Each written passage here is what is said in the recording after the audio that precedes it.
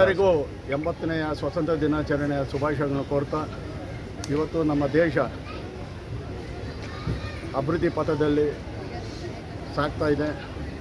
ನಮ್ಮ ದೇಶ ವಿಕಸಿತ ಭಾರತ 2040ಕ್ಕೆ ಮುನ್ನುಗ್ತಾ ಇದೆ.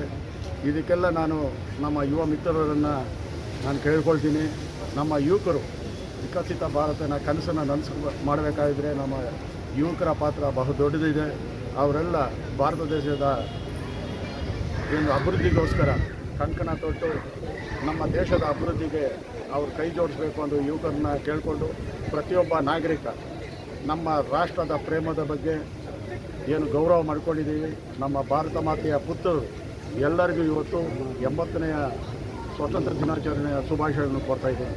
ಜೈ ಹಿಂದ್.